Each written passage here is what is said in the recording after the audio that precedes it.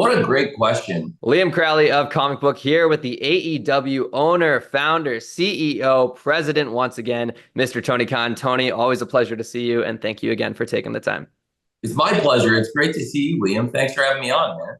Yeah, absolutely. Especially coming up on AEW Dynamite 250 going down tonight. I wanted to ask you right off the bat, we've had 250 episodes of Dynamite. We're a quarter of the way to 1,000, which is wild to say out loud because I remember where I was when the first Dynamite hit the air on TNT back in October of 2019. The Dynamite we see today compared to the Dynamite back then, what has changed the most? Well, first of all, most importantly, the show is on TBS now. So we made a big move. And ever since that, we've had a great run on TBS. It was a great run on TNT. And now we love Wednesdays on TBS. We've done, like you said, 249 episodes. And I really believe the past couple have been two of the best episodes we've ever done. The last few weeks, we've seen so many things happening. The Owen Hart Foundation tournament building up to these huge matches. And last week we saw Bryan Danielson will go on to challenge for the AEW World Championship at AEW All In. He'll challenge Swerve Strickland, but we've got a huge champion versus champion match coming up hours from now on Wednesday Night Dynamite. Swerve Strickland versus the Continental Champion, Kazuchika Okada, which is perfect timing because they will be fighting 1 week from now in AEW Blood and Guts. Team AEW versus the Elite. I'm so excited about that. There's so many exciting things that have happened in AEW. We brought in so many top stars, and some people call it the dynasty era we're in right now. And I think we're going to see some of the top stars of the dynasty era versus some of the top stars from the beginning of AEW, what you might call the elite era. I think it's really cool that we've got Swerve Strickland and Okada, two of the top stars that have arrived in recent years on Dynamite, going one-on-one, two of our top champions. We also have got these great free agents like Okada that have come in just in the past year. And we have a TBS champion, Mercedes Moné. The TBS champion, Mercedes Moné, will defend the title against Nyla Rose. And you talk about things that have changed versus things that have remained here in AEW. Nyla Rose, a former women's world champion, she wrestled for the title on the first ever episode of AEW Dynamite. She won the championship on Dynamite. And now she's challenging for the TBS title versus probably one of the biggest free agents ever in wrestling, I believe. And I do believe the biggest female free agent in the history of the wrestling business. Mercedes Moné, the face of TBS, the double champion, the TBS champion, and the New Japan Strong Women's Champion. Really excited about that. And of course, Mercedes represents one of those great new faces in AEW, along with the AEW International Champion, Will Ospreay. And Will Ospreay, his arrival, his run in AEW, I think it's been one of the greatest things we've ever had in the company. He's been amazing. And he's defending that AEW International title tonight on Dynamite versus MJF. Talk about the great stars that have been in AEW since day one. Talk about the greatest champions in AEW. Talk about the biggest names in pro wrestling. That is MJF. And to have a match like Ospreay versus MJF to kick off Dynamite, it's so huge. It's so unprecedented. It's perfect for AEW Dynamite 250. Perfect way to celebrate 250 episodes. We're bringing the best stars from every era, the best stars ever in AEW together to have the biggest matches and huge stories happening in AEW right now. I mentioned the men's Owen Hart tournament final. What about the women's Owen Hart tournament final? One of the most shocking moments ever in AEW. But if you've been watching very closely all along, you might not have been that shocked. It was one of the most amazing moments we've ever had. Mariah May has arrived as what I think she always wanted to show us eventually. We're seeing this side of Mariah May that she'd never shown in AEW finally. She came in, she showed that she was a big fan of Toni Storm. She wanted to learn from her. She wanted Timeless Toni Storm as her mentor. And I think she wanted more from Timeless Toni Storm than that. It looks like she also wants her championship. And Mariah May is the Owen Hart Foundation winner. You know, for the past year, I've been telling fans that maybe it's worth watching All About Eve to see elements of this story. The inclusion of Luther, there's some Sunset Boulevard in there too. But really, this is the role Timeless Tony Storm was born to play. She was born to be this great starlet, this timeless star of the stage and screen and squared circle. And with Timeless Tony Storm came Mariah May. And the relationship they built, the chemistry between them, the friendship, it was so real. And it captivated the fans. And it was so fun. It almost was one of those things we never wanted to see come to an end. But it has come to an end. And it's going to culminate now in a world championship match at AEW All In. Mariah May is coming home to London at AEW All In Wembley Stadium. And she's taking on the greatest star we've ever had. The Timeless Tony Storm train keeps rolling to Wembley. I know Tony will recover from this. She'll be back from what happened to her. I cannot wait for Timeless Tony Storm versus Mariah May at Wembley Stadium. And tonight is a huge milestone. Tonight will be the very first time we've heard from Mariah May since this really tragic and maybe shocking to some betrayal of Timeless Tony Storm. Oh yeah, it's a stack card, like you mentioned. It is a pay-per-view level card, and if we flash back, a lot of Dynamites have had that over the past 250 episodes. Something we've seen very sparingly is you on television. We've had very few moments where we see you with the headset, backstage producing some of these matches. We've seen you on camera before, of course, with the Brody Lee Celebration of Life moment, recently with Jack Perry and what went down in the ring. So many moments for you have been captured on camera, but I would love to know some of your fondest memories producing AEW Dynamite that maybe the cameras didn't see. A conversation you had with a wrestling legend, just someone coming back from a great match and you congratulating them. What's a fond memory you have being at AEW Dynamite backstage that we didn't get to see on camera? What a great question. So many amazing memories and moments in 250 episodes. So I'd have to think about that for a moment. Some of them would include, wow, what a great question. Because, you think about all these things that happen in the ring, but to think about some of the things that have happened out of the ring and behind the scenes too. I think there have been a couple moments where it was relief. We've had a couple scary situations when Hangman Page got knocked out against Jon Moxley. Ironically, that was one of the very few episodes. It was not a Wednesday. It was a special title Tuesday, but that was an episode of AEW Dynamite in Ohio, and that was a scary moment when Hangman had to go to the hospital, and I was very relieved when he was okay. Also, Orange Cassidy got knocked out in a match against Pac a few years ago, and we had to effectively stop the match, and it was in May of 2021, so over 3 years ago. And that was a pretty scary moment. And again, I was really relieved when he was okay. So that was one of my favorite moments. I think for backstage moments, after the Thunder Rosa, Britt Baker lights out match, that was just a fantastic match in Daly's Place. And it was a really nice memory to have everybody together after that amazing match, and then everybody gave them a standing ovation. That was tremendous. Thunder Rosa, great champion and star in AEW, and it's great to have Dr. Britt Baker back in AEW also, recently confronting Mercedes Moné, the TBS champion. Those are some great memories and moments we've had. So many other great moments and memories here over the years. And over 250 episodes, it's hard to pick one or two. I thought last week was really one of the special memories and moments, though, to have the Owen Hart Foundation Cup tournament and have Dr. Martha Hart there with us at Dynamite. And we had done it last year at Collision. This year we did it at Dynamite, both in Calgary. And I thought the tournament matches, the finals, everything that happened, it was so exceptional. And it was probably one of the best episodes we'd ever done. It was 249.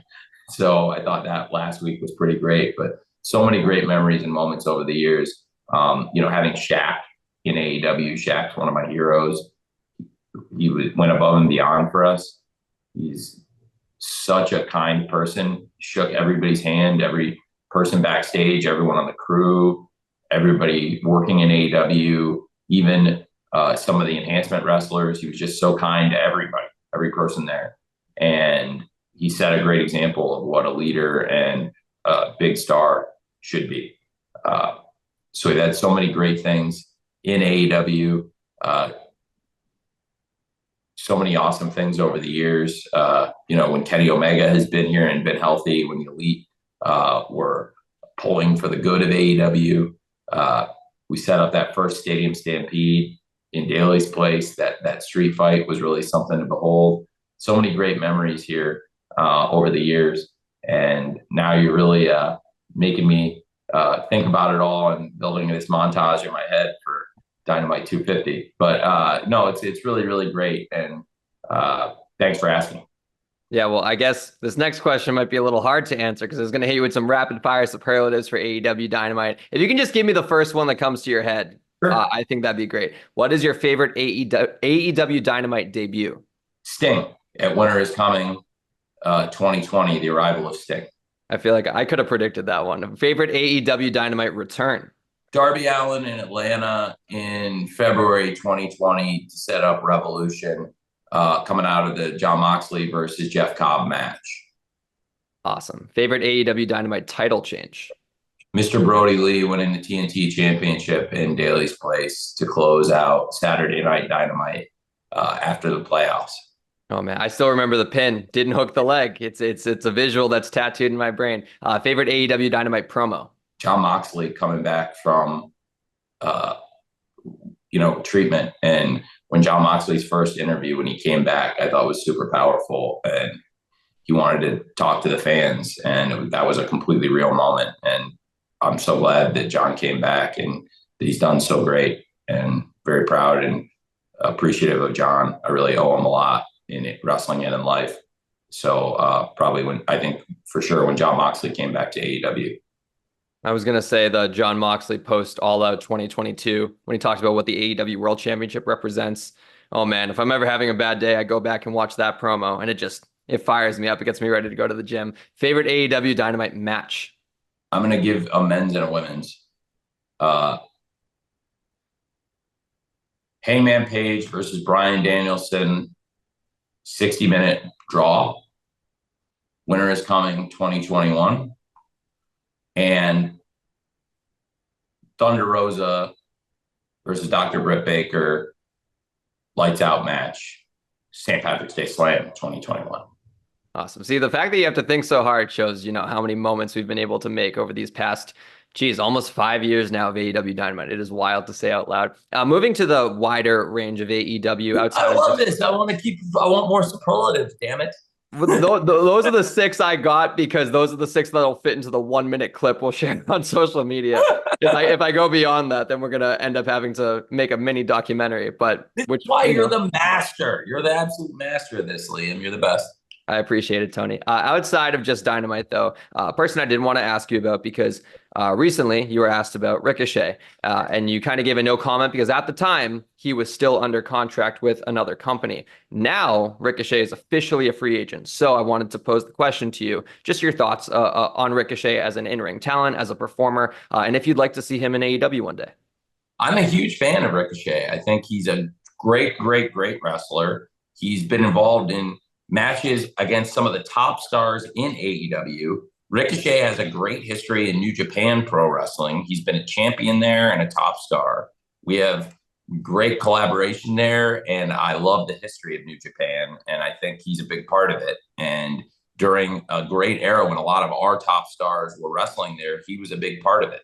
So I have a lot of admiration and respect for Ricochet, and think he's one of the top athletes and one of the most exciting stars in all of wrestling. What's your memory of the Ospreay versus Ricochet matches? Oh, wow. Phenomenal matches. Phenomenal one-on-one matches. And Ricochet was phenomenal in New Japan Pro Wrestling as a single star and as a tag team star. And one of his greatest rivals, Will Ospreay. Tremendous matches. And also they have a lot of chemistry and friendship outside of the ring too.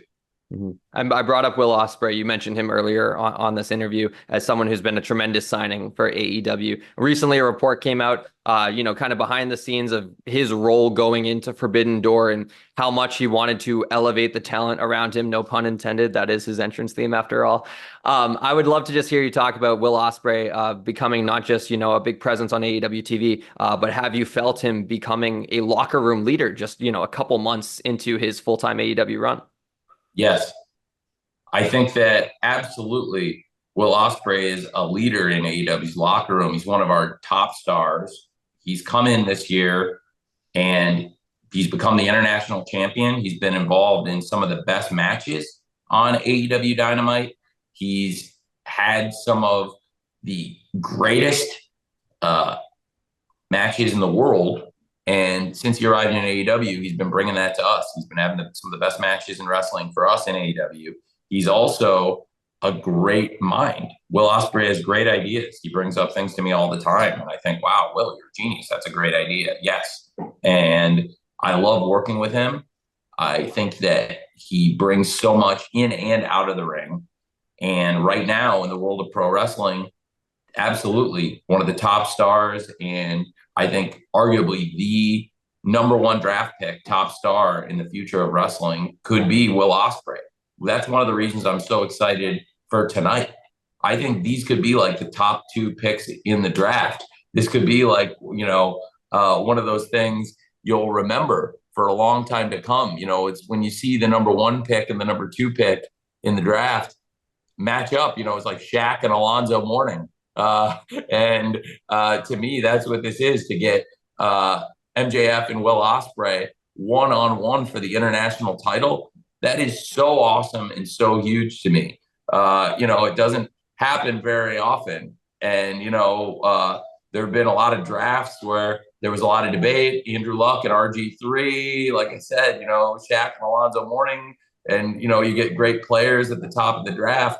And that's what this feels like. These guys would be probably the top two picks if somebody was drafting the young wrestlers right now. So I think both of them are so accomplished. MJF has been the world champion and dominated the entire sport, and he's back. And Will Ospreay has been fantastic as the international champion. He's been a face of AEW since he arrived. MJF's been here since day one. It's a fascinating match, and I think it's the perfect match to kick off AEW Dynamite episode 250 tonight on TBS. Both of those guys faces of AEW currently. Someone who was a face of AEW back on the first match of the first AEW Dynamite, Cody Rhodes. He recently gave an interview today where he reflected on meeting you for the first time and mentioning that a member of his team was the one who first kind of gave the vetting process for all of the elites to come together. I would just love to go back to your memory of that day when you were first able to come in contact with these guys, and the idea of AEW went from being just something in your mind to something that was actually tangibly forming. Well, the first person I talked to out of the elite was Matt. And Matt and his wife, Dana, they called me on July 3rd, 2018. I had been working on this for a little under 3 months. I first had the idea, I believe, April 6th of 2018. I was at a party in Beverly Hills.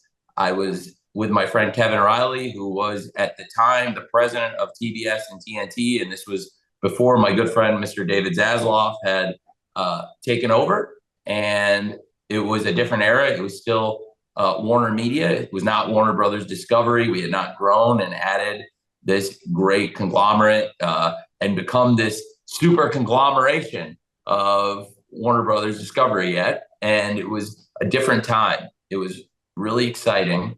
There were lots of things happening back then in the world of wrestling and TV rights in 2018. And I thought it would be really smart. And there was a big opening and opportunity for somebody to launch a wrestling promotion if it was done the right way at the right time with all the necessary resources that we had. I just needed to find a TV partner. And in Kevin, I found a potential TV partner. It took me another year after that to actually get a deal on paper, but Kevin was interested and we had a lot of meetings about it. And I had opened a door that I would never close. And I had gone down that road where I was going to launch a wrestling promotion. And our first TV partner we got was actually ITV. I was living in England, splitting time between Jacksonville with the Jaguars and Fulham in London. And spending so much time in London, I built a lot of great relationships in sport. And I was very fortunate to visit with the director of sport at ITV, Mr. Niall Sloan. And Niall Sloan and Tom Graham and all the top sports executives at ITV took a chance at AEW. And I really believe we rewarded their faith as we approached 250 episodes on ITV as well for the great fans in the UK. And that set the stage for us to introduce AEW to all the fans there, to get weekly TV. It's been on week in, week out now for almost 5 years. And it helped us set a world record last year for ticket sales at Wembley Stadium, selling 81,035 tickets. And I think the power of ITV really helped us there. So, you know, we've had these great relationships going back many, many years. At TBS and TNT, Kevin took the chance on us, gave us this great opportunity, and allowed us to launch AEW Dynamite on TNT. And eventually now we've been on TBS now since 250 episodes. It's really amazing. And it was a few months after my first conversation with Kevin Riley, July 3rd, that I had my first conversation with Matt and Dana. I think Nick thought this guy's crazy, and everybody's heard charlatans and con men and guys come out of the woodwork in wrestling, and they'd seen a lot of that. And I don't think, those guys were going to take it seriously, but something about my approach intrigued Matt. And honestly, I think it was the fact that it's coming from the owner of the Jacksonville Jaguars is what it was. And that definitely helped get our feet in the door on a lot of things. With Matt, I think it gave us a lot of credibility. So Matt and his wife Dana called on July 3rd. And I pointed out it was actually 1 year earlier, the first weekend in July, I think it was July 1st, 2017, I had gone to see the first New Japan show in America in Long Beach and watched the Young Bucks wrestle Trent and Rocky there. And Kenny Omega became the first ever IWGP US champion, defeating Tomohiro Ishii in the tournament final. Two great stars, and two great stars that have been here with us in AEW as well. And so I had a long conversation with Matt and Dana on July 3rd, and they were very intrigued, and it led to more conversations. And then after that, I met with Cody's agent, Brian Wittenstein, because Matt reached out to Cody and said, this was a great call. I talked to Matt and Nick together, and then met Brian, and then Brian introduced me to Cody and had all these great talks. It was a while later before I could talk to Kenny, because Kenny was with New Japan Pro Wrestling. So we actually launched with Matt and Nick Jackson, Hangman Page, Cody Rhodes, MJF, Pac, and Chris Jericho. And this great lineup of people, as well as Dr. Britt Baker and many others that came to the rally in Jacksonville when we announced AEW January 8th of 2019. And then Kenny joined us a month later after he fulfilled his obligations with New Japan. And it's crazy to think back, but yeah, that was 2018. So it's over 6 years ago in the summer of 2018, these conversations, and crazy to look back at everything we've done. And that is a very appropriate segue, Tony, because you're wearing the Warner Brothers Discovery hat. We obviously know AEW is in a contract year for its television rights. I know you get asked this in every single interview you do, but I still got to pose it to you. What is the update on the latest conversations with Warner Brothers? Well, we're having great conversations with Warner Brothers Discovery. I'm very excited. It's a great relationship. They really want us here, which is very exciting. And we're just working through it. There's a lot to figure out. We're doing, of course, 3 TV shows, 5 hours right now of television across Wednesday Night Dynamite, Friday Night Rampage, and Saturday Night Collision. We just got some great news with big ratings this past weekend for Rampage and Collision, way up week over week. I think the quality of Dynamite right now is as good as it's ever been. And I think we're poised for a huge 250th episode tonight on TBS. It's all shaping up really well for AEW, and it's great being here on TBS and TNT. I think there's more possibilities, lots more things we can do together. Our last episode was Beach Break, one of the best shows we've ever done. And in many ways, it was a big sales pitch for Shark Week. The whole show, elements around it, the promotional aspects, signage around the Wintrust Arena in Chicago, signage around Chicago, the things we did, going to the Shed Aquarium to film the Sharks, going to North Avenue Beach, filming that side of Chicago, and really trying to prime the fans for AEW and for Discovery Shark Week. It's awesome. I love doing that kind of stuff. And they really trust us and have given us those kinds of opportunities to be a big part of the Warner Brothers Discovery family. And really, I have a great relationship with Mr. Zasloff. He's tremendous. I really like David. He's a good friend to me and my family, and also a big fan of AEW. And that bodes really well for all of us. And so I'm very excited about being here at Warner Brothers Discovery, and hopefully we can figure it out to be here for a long time, because it's a great relationship. Yeah, and in the last time since we spoke, Warner Brothers lost the TV rights to the NBA. The NBA is now scattered across a bunch of different channels, with AEW now currently essentially being the premier live sport on Warner Brothers. Has that changed anything with how Warner Brothers is approaching you with negotiations? I can't comment on the status of the NBA. As far as I know, I think there's still some question as to Warner Brothers Discovery holding the matching rights, I believe. The last I heard was that games are being scattered across, the ABCs of the world and different channels. Either way, AEW going into next NBA season will be the most prevalent live sport under Warner Brothers umbrella. Well, we have a great opportunity here. I think at Warner Brothers Discovery, they have great sports rights, including AEW. Very excited about everything we do with AEW here, but you got to remember, this is the home of March Madness, the home of Major League Baseball, and this year, one of the homes of the college football playoff, which I thought was a really astute acquisition by Warner Brothers Discovery. They picked up the NHL. They're picking up more college sports rights.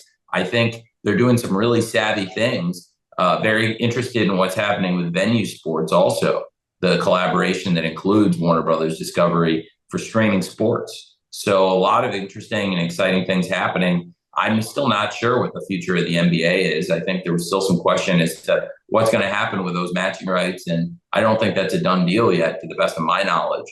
But no matter what happens, I think there's going to be a great home and a great opportunity for AEW. And we love being here on TBS and TNT, and they love having us. So it's been a really productive renewal negotiation, and I'm really excited about it and very grateful to TBS and TNT for being so great to us as partners, but also very kind in this negotiation. We're having great talks, and they're going to keep continuing through this week and beyond. Mm-hmm. And what you're building to right now on Warner Networks with Dynamite, Collision, and Rampage is to All in London. The last time we spoke, I asked you, no spoilers, of course, but have you at least begun to conceptualize the card? Compared to a few months ago to now being just, a little over 5-6 weeks out from All in London taking place on August 25th, how close is the card that we're getting to what you had in mind a couple months ago? It's very much the same. So I think we're really in great shape. I've wanted to see Mariah May versus Timeless Toni Storm for over a year, had been working on this for over a year, and it's all been building to this moment. To have Timeless Toni Storm, the absolute top starlet of stage, screen, and the squared circle, stepping in there against her protege, Mariah May, and to have that relationship disintegrate the way it has, to see it all culminate at All In, it's a dream come true. And I think it could be a nightmare for one of these women the way it ends up. And I think that has been in place for a long time, and we're all really excited about it. It's something I wanted to see for a long time, and I think it's something our fans have wanted to see for a long time. And Bryan Danielson challenging for the AEW World Championship, fighting AEW champion Swerve Strickland. It's a huge match. It's a huge situation. It's something that we've been planning and looking towards for a long time. And now with Brian winning the Owen Hart Foundation tournament. We know he will challenge for the title at AEW All In. Swerve has been continuously fighting through great matches, has made some incredible defenses of the title. And to see this top star, Swerve Strickland, who has been on maybe the most amazing run we've ever seen in AEW, beating so many great stars, Samoa Joe, Christian Cage, and Will Ospreay, and then becoming the first person ever in AEW to beat Will Ospreay, somebody who was undefeated until Forbidden Door.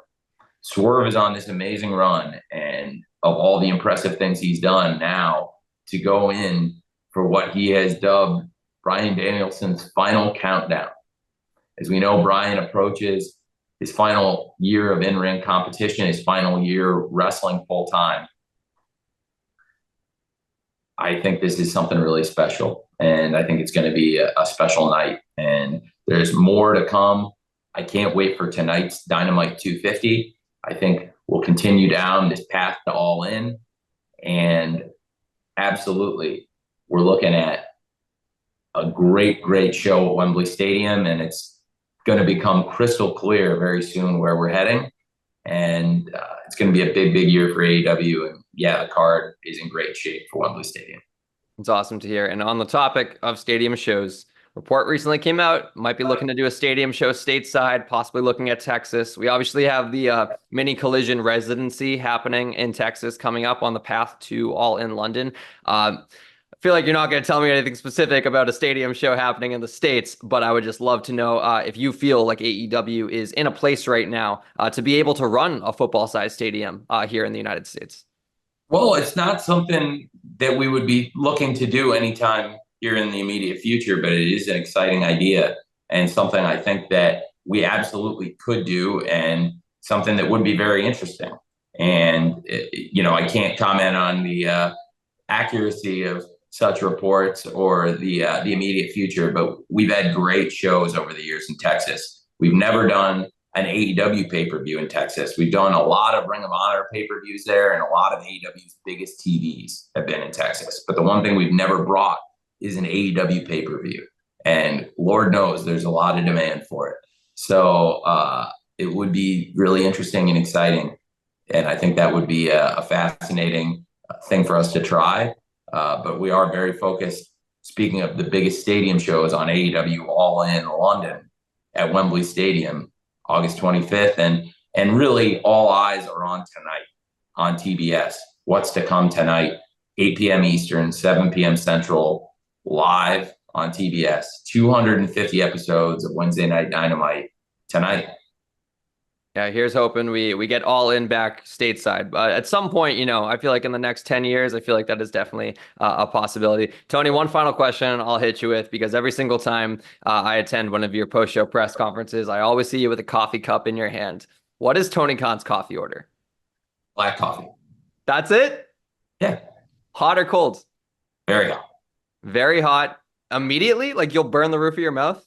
I mean, straight out of the machine. Black coffee right out of the machine, hot black coffee. I brewed my coffee this morning, and I had to leave it in the fridge for an hour before I could drink it, because I can't, it'll burn my tongue, and then the rest of the cup, it tastes terrible to me. So this is why you're running like 3 professional sports organizations, and I'm behind a desk right now because I can't handle my coffee. Well, I'm a big, big coffee guy. I believe in the it's like gas and fuel, diesel power. It just keeps me going throughout the day and fuels me up, and I love it. So it's a good way to start the day and a good way to keep going throughout the day. And like I said, it's a great fuel. Well, here's hoping 250's coffee is great tonight. Here's hoping you get some good coffee when you're in London for All In London coming up on August 25th. Tony Khan, as always, a pleasure. Thanks for the time.